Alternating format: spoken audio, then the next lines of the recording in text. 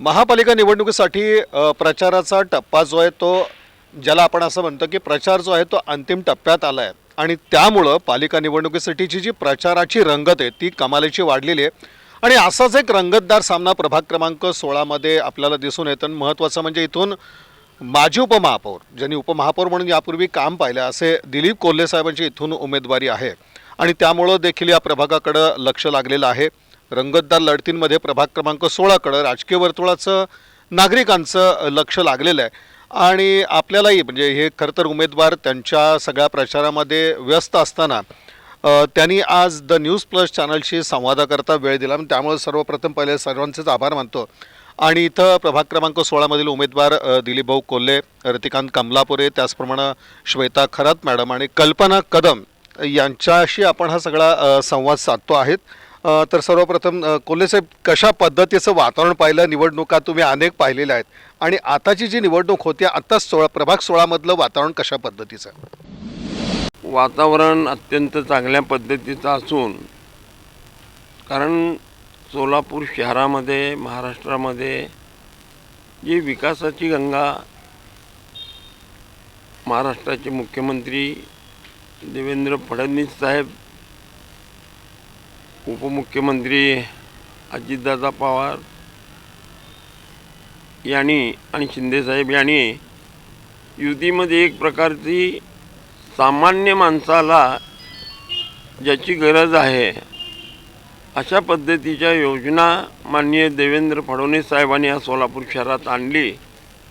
त्यामुळं लोकांच्या एक माइंड्समध्ये असं झालं की आपल्याला विकासाची गंगा जर हवी असेल तर केंद्रामध्ये सरकार भाजप, महाराष्ट्रात भाजप आणि सोलापूरमध्येही भाजप अशा पद्धतीची एक वातावरण निर्मिती झालेली आहे। आज आपण पाहिलं सोलापूर शहराचा विकासाचा विजन किंवा नेमकं सोलापूर शहरासाठी काय हवं आहे, त्यावेळेला कल्याण सिद्धी दादा आणि आमचे आमदार देवेंद्र दादा यांनी विजन समोर ठेवला आणि सांगितलं की सोलापूर शहर हे गिरण गावाचं शहर होतं, परंतु सगळ्या मिल बंद पडल्यानंतर जी वाताहत झाली ते परत जर सोलापूर करायचं असेल तर आपल्याला आमच्याकडून हा विजन म्हणून त्यांनी प्रथम विजन ठेवला विमानतळाचा। विमानतळाच्या बाबतीमध्ये बोरामणीला तुम्हाला माहिती आहे की किमान मला वाटतं 16 वर्षापासून त्याचा प्रयत्न होता, जागा दिली, परंतु विमानसेवा चालू झाली नाही। आपल्या सोलापूर शहरामध्ये विमानसेवा चालू केली, पहिले गोव्याला चालू केली, नंतर मुंबईला चालू केली, त्यानंतर तिरुपतीला चालू केली। विमानतळ चालू करणे म्हणजे लोकांना असं वाटलं की मोठे मोठे लोक विमानात बसणार, आमचं पोट भरणार का त्याने, पण त्याच्या मागटली संकल्पना अशी होती की विमानतळ केल्यानंतर या सोलापूर शहरामध्ये उद्योजक येतील आणि या ठिकाणी IT पार्कच्या संदर्भातला जो मोठा विषय होता त्यामुळं IT पार्कचे अधिकारी असतील, इतर काय त्यांचे सहकारी असतील, या सर्वांना मुंबईला जाणं आणि मुंबईहून परत यायचं म्हणजे पुण्याला उतरायचं, पुण्याचे ते सोलापूर 4 तास, जाण्याला 4 तास, येण्याला 4 तास, 8 तास असे वेस्ट जात होते। त्यामुळं व्यापाराला इथं येण्यासाठी फार मोठी संधी मिळाली। IT पार्कमध्ये किमान 25 ते 30 हजार आपली मुलं जर इंटरसिटीनं पाहिलं तर पुण्याला निघतात, काही बेंगलोरला आहेत, काही म्हैसूरला आहेत। जे बाहेर गेले त्यांच्या आईवडिलांची शुश्रूषा करण्यासाठी देखील त्यांना या ठिकाणी थांबता येत नाही, शेवटी प्रपंचाचा गाडा चालवावा लागतो। परंतु IT पार्कचं सुद्धा औपचारिकता भूमिपूजन झालेलं आहे। त्यानंतर पर्यटक स्थळ म्हणून उडगीला सुरुवात झाली, सर्वसामान्य माणसाला विरंगुळा मिळावा, शेतकऱ्याला विरंगुळा मिळावा म्हणून त्या ठिकाणी पर्यटन केंद्र सुद्धा सुरू झालेलं आहे। आता आपण शहराच्या सोलापुराच्या पाण्याचा प्रश्न जो आहे तो अत्यंत म्हणजे कोणाला 4 दिवसाला पाणी, कोणाला 5 दिवसाला पाणी, कोणाला 3 दिवसाला पाणी, आणि स्लम एरियामध्ये ज्या वेळेला पाणी येईल त्यावेळेला त्यांना कामाचं खाडं करायचं आणि पाण्यासाठी घरी बसायचं, अशा पद्धतीची अवस्था असताना देवेंद्र दादाने विधानसभेमध्ये हे दोन्ही प्रश्न उपस्थित केले आणि सोलापूर शहराच्या पाणीपुरवठ्यासाठी 280 कोटी रुपयाचा निधी या सोलापूर शहराला आणलेला आहे. म्हणजे काम करत असताना आमदारांनी एक विजन ठेवला पाहिजे, पण आतापर्यंत तसं झालं नाही. पण न झालेलं काम या 2 वर्षामध्ये झालेलं आहे. विकासाचे मुद्दे घेऊन मतदारांसमोर जात आहे तुम्ही? आम्ही विकासाचे मुद्दे घेऊनच जाणार आहे. देवेंद्रदादांनी प्रत्येक प्रभागामध्ये मध्यच्या अनेक प्रभागामध्ये निधी दिला, त्याची कामं सुरू झाली आणि काही कामं आचारसंहितेमुळे राहिलेली आहेत. त्या आचारसंहिता झाल्यानंतर तीही कामं मार्गी लागतील. आणखी एक आमच्या सोलापुराचा विजन असा आहे की सोलापूर शहराची वाहतूक एवढी वाढली, परंतु आपल्याकडं पार्किंगला जागा नसल्यामुळे अनेक तासोनतास लोकांना हा त्रास सहन करावा लागतो. दुसरी गोष्ट, महिलांसाठी आणि पुरुषांसाठी टॉयलेटची कुठं व्यवस्था नाही झाली, ती आम्ही दादांसमोर मांडली. ती लवकर करण्याची गरज आहे, जी नितांत गरज आहे याची कल्पना दिली. खरं तर आणखीन काही राजकीय प्रश्न तुमच्यासाठी आहेत, पण तत्पूर्वी कमलावर साहेब, महत्त्वाचं म्हणजे एक समाज घटकाची पण एक भूमिका महत्त्वाची असते. कशा पद्धतीनं तो एक प्रतिसाद मिळतोय आणि तुमच्या उमेदवारीचं कशा पद्धतीनं स्वागत होतं आहे आणि प्रभाग क्रमांक 16मधील 4ही उमेदवार जेव्हा मतदारांसमोर जातात तर तो अनुभव कशा पद्धतीचा असतो? अनुभव म्हणा तर काय आहे साहेब, ज्या वेळेस या समाजासाठी देवेंद्रदादांनी खंबीरपणा उभा राहिला, मोचे समाजासाठी, आणि मोचे समाजाचं दादाचा मागे बी खंबीरपणा उभा राहिला. ज्यावेळी समाजासाठी पूर्वी दूषित पाणीमुळे जे मृत्यू झाले होते, त्यावेळी शहरमध्येचे लोकप्रिय आमदार देवेंद्र स्वतः सख्या बहिणींसाठी व भावासाठी म्हणून त्यांनी झटले आणि त्यांच्या जे अडचणी होते त्या जाणून घेऊन त्यांची दखल घेऊन त्यांना न्याय मिळवून दिले. व त्या पद्धतीत ज्यासाठी ते दूषित पाण्याचं हे होतं त्या पाईपलाईन बदलून घेऊन, तातडीने पाईपलाईन बदलून घेऊन, ज्यावेळी आम्ही स्वतः सांगत होतो की प्रणिताताई ज्यावेळेस आमदार होती त्यावेळेस आम्ही सारखा जात होतो, त्यावेळेस आम्हाला कोणी दखल घेतली नाही. ज्यावेळी आम्ही जात असताना आम्हाला एकच सांगणार की तुम्ही हे केलं हो, तुम्ही ते केलं हो, मी हे केलो ते. आम्ही सारखा एकच सांगत होतो की ताई आम्हाला दूषित पाणीमुळे खूप त्रास होतो आहे. आणि ज्यावेळी दादा आमदार झाला, आम्हाला सगळे रस्ते व्हायला लागलेत, दूषित पाणीमुळे तिथे पाईपलाईन बदलले आणि ज्या सभामंडप मंदिरं जे काय असेल, पण जो महायुती सरकारने जे रेशनाचे अन्न जे फुकट देते आणि ज्यावेळी लाडकी बहिणीची जी योजना करते, या सगळ्या मुद्द्यावरून घेऊन आम्ही आज प्रभागाच्या विकासासाठी निघालेला आहोत. कमलावर तेच महत्त्वाचं विचारणं की विधानसभेला आपल्याला पाहिलं की आपण मोची समाज जो आहे तर तो भाजपाच्या पाठीशी खंबीरपणे उभा राहिला, अगदी एक गठ्ठा अशा पद्धतीने उभा राहिला.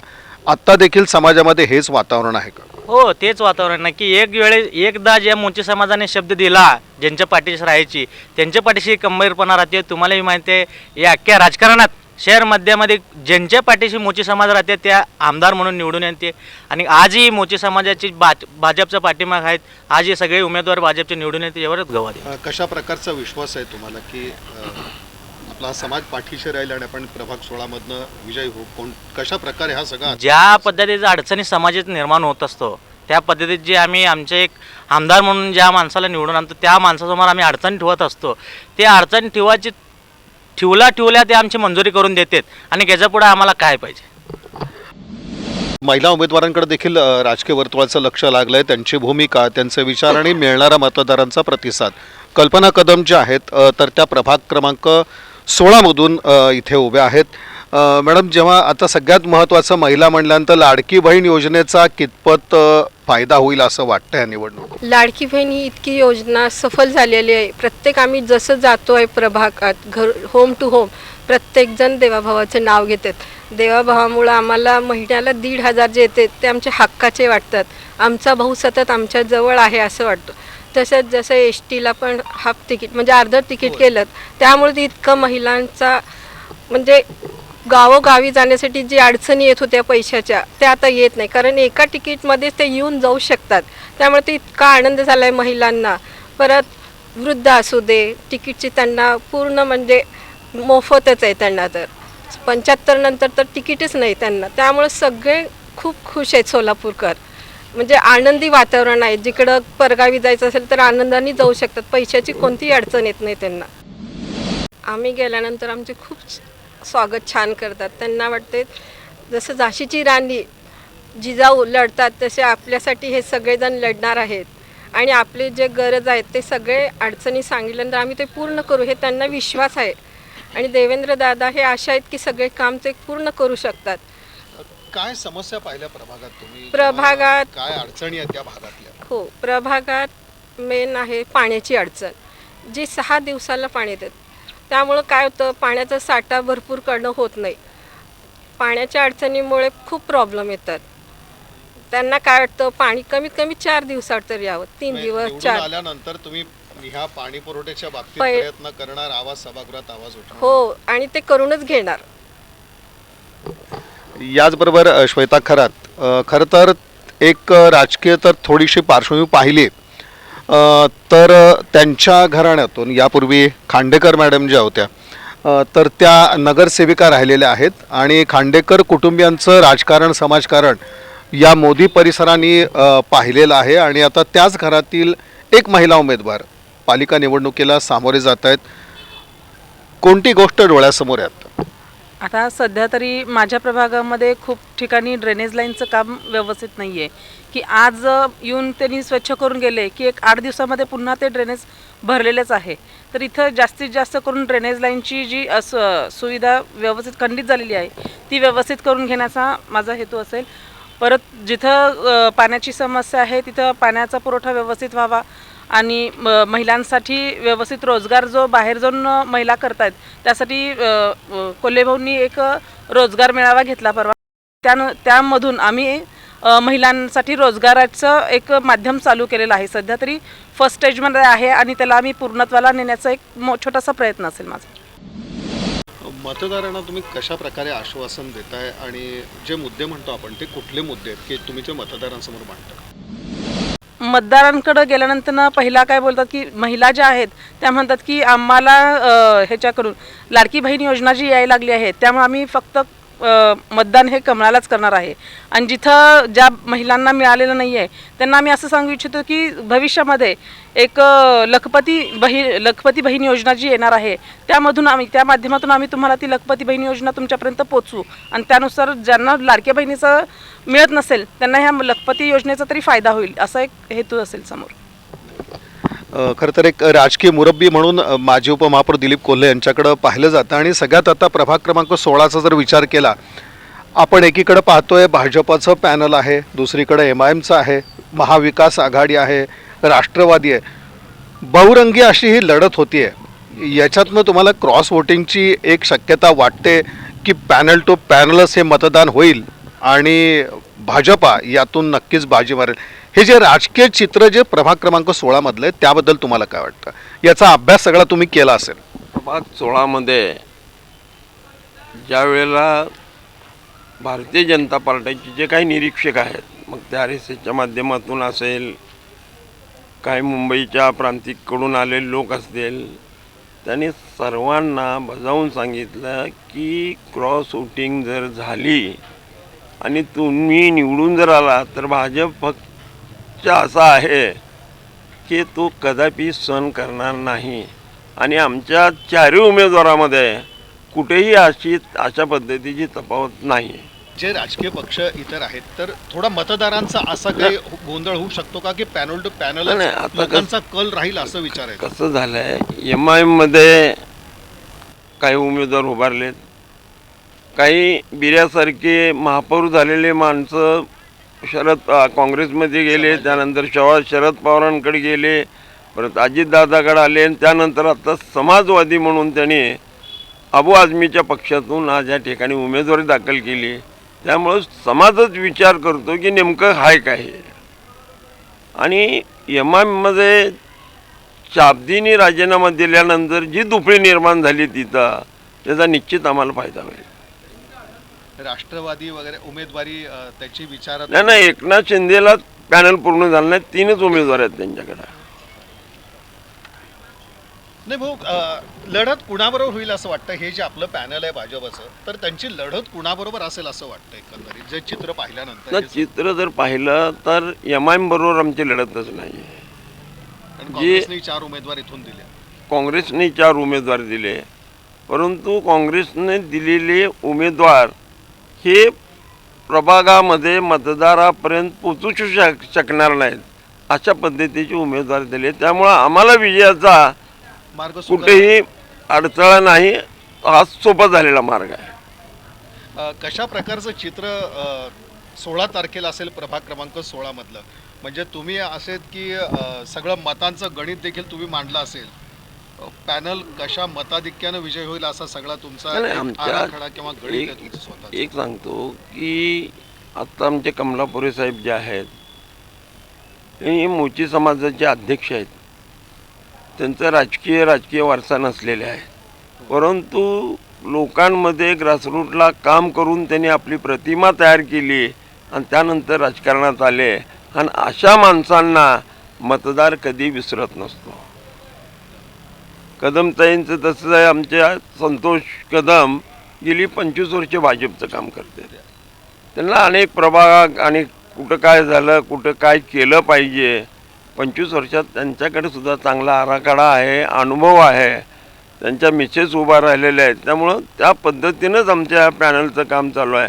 आता खांडेकर ताईंनी आत्ता सांगितलं की तुम्ही त्यांना एक राजकीय वलय आहे, म्हणजे कशा पद्धतीनं लोकांमध्ये काम केलं पाहिजे, कशा पद्धतीनं लोकांची मनं जिंकली पाहिजे, असे एक काम करणारी टीम आमच्या हे चौघांच्या असल्यामुळं आम्हाला कुठेही अडचण नाही, कुठलंही आव्हान नाही. आणि आव्हान नाही. रतिकांत कमलापुरे साहेब, जे चित्र प्रभागातलं आहे त्यावरून 16 तारखेचं चित्र काय असेल? मुस्लिम मतं जास्त आहेत, त्यानुसार मोची समाजाची 7 ते 8 हजार मतं आहेत. ते आम्ही 90% मोची समाज वन सेट भाजपला मतदान करतील. जे काय राजपूत समाज असेल, आपलं साळी समाज असेल किंवा आपली महार समाज असेल, सगळीकडनं आम्हाला स्वतःहून त्या समाजाचा आम्हाला पाठिंबा मिळत आहे. त्या अनुषंगाने आमची विजय निश्चितच आहे, काय दुमत नाही यात. श्वेता खरात मॅडम, खरं तर तुमची उमेदवारी वगैरे आपण म्हणतोय की सगळ्यात महत्त्वाचं होतं की आमदार देवेंद्र कोठे यांनी लक्ष घातलेलं आहे खरं तर प्रभाग क्रमांक 16 मध्ये. आज एक त्यांच्याशी देखील समन्वय कशा पद्धतीचा आणि त्यांनी देखील या निवडणुकीत कशा पद्धतीने लक्ष घातलंय? त्यांनी ज्यावेळेस आम्हाला तिकीट द्यायच्या वेळेस पहिला माहितीच नव्हतं की आम्हाला मिळेल नाही मिळेल अशी एक शंका होती. परंतु ज्यावेळेस तिकीट हे व्हायच्या आधी 1-2 दिवस आधी आम्हाला दिलासा वाटला की त्यांनी आम्हाला कन्फर्म देतील, असं 100% आपल्याला मिळेल तिकीट. कारण म्हणजे माझ्याशिवाय त्या पॅनलमध्ये कुणीच OBC-मधून फॉर्म भरलेला नव्हता, त्यामुळे आपल्याला 100% मिळण्याची गॅरंटी होती आपल्याला. दादांनी माझ्या मुलामार्फत खूपशा असे योजनांचं किंवा काही कार्यक्रमांमध्ये आम्ही इन्व्हॉल्व करून घेतलो. आम्ही वसंत हंकारे सरांचं आई वडिलांसाठी जे काही एक प्रोग्राम वसंत हंकारे सर घेतात, त्यांचा एक छोटासा प्रोग्राम घेतला होता इथं.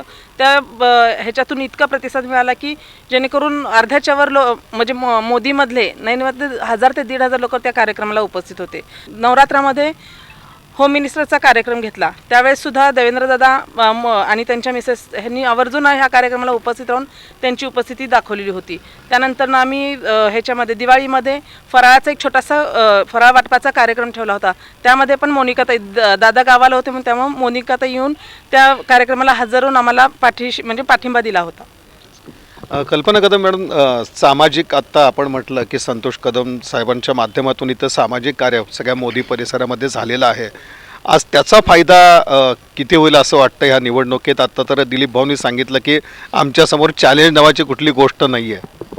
नाही, त्यांच्या कामाची पावती गेले 25 वर्ष सर्व मोदी भागातील लोकांना माहीत आहे. आणि 100% त्यांच्या जे काम केलं आहे त्यांना ते सगळेजण मत देऊन विजयी करणार. आमचा पॅनल पूर्ण विजयी होणार. स्पोर्ट्स पावती हो, असेल. हीच पावती.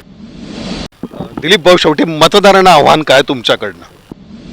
कोणत्या उमेदवाराला द्यावं, कोणता उमेदवार काम करणार आहे, ह्या सर्व गोष्टीमध्ये मतदारांना मी हेच आव्हान करणार आहे की जो काम करतोय त्याला आपण मतदान करावं. आणि आमचं काम हे पूर्ण सोलापूर शहरामध्ये परिचित आहे.